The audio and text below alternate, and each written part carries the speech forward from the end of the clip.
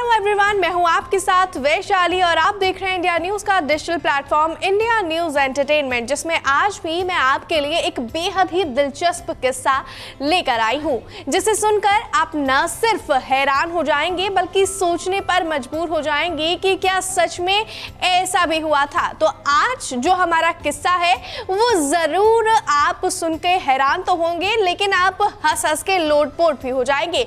दरअसल ये किस्सा एक किसका है।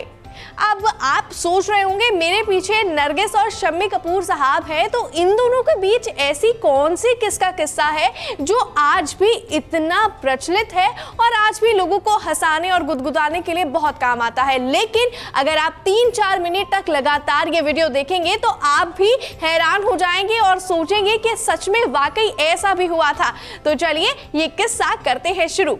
ये बात बहुत पुरानी है, जब नरगिस राज कपूर के साथ काफी फिल्मों में नजर आती थी और दोनों की जोड़ी और उनकी जोड़ी सिनेमा पे बड़े पर्दे पर तो कमाल दिखाती ही थी, लेकिन उसी के साथ इनके लिंकअप्स की भी खबरें बाजारों में आग की तरह फैलती थी।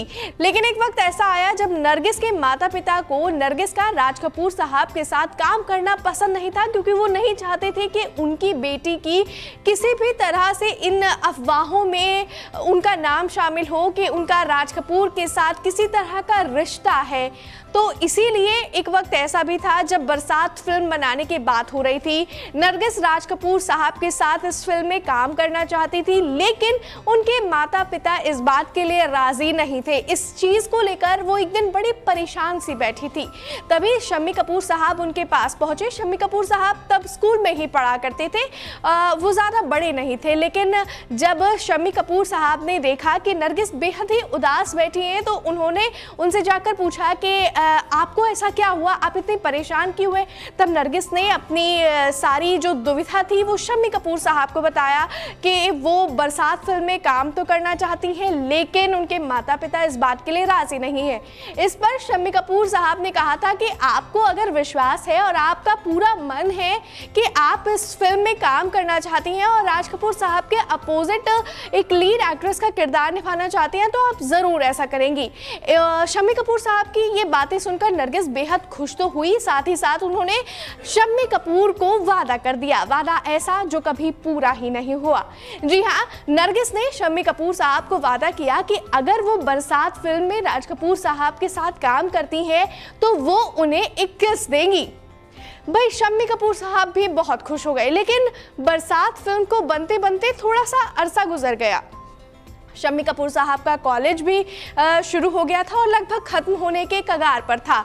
उसी वक्त बरसात भी रिलीज हुई और बरसात फिल्म बहुत ही ब्लॉकबस्टर रही।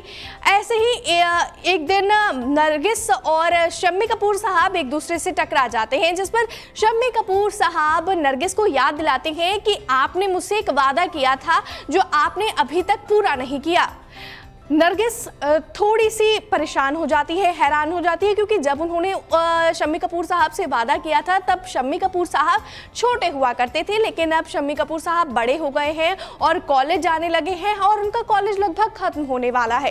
तो इस पर नरगिस ने शम्मी कपूर को साफ इनकार कर दिया कि भाई मैं तुम्हें किस तो नहीं करूंगी, लेकिन अगर तुम्हें उसके बदले में कुछ और चाहिए तो मैं तुम्हारे लिए वो जरूर कहूंगी। तो इस पर शम्मी कपूर साहब ने थोड़ी देर बहुत सोचा कि क्या लिया जाए या क्या उनसे मांगा जाए। तो उन्होंने बहुत सोच समझकर नरगिस से बोला कि आप मुझे ऐसा करिए कि ग्रामोफोन दिला दीजिए।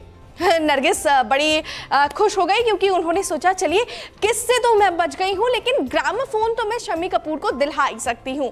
तो उन्होंने पास के स्टोर से ही शम्मी कपूर को ग्रामोफोन तो दिलाया ही साथ उसके कुछ रिकॉर्ड्स भी उन्होंने खरीद दिए। शम्मी कपूर भी खुश, और लेकिन यहाँ पर ये जो बात थी वो ये थी कि ये किसका किस्सा हमेशा के लिए अधूरा रह गया।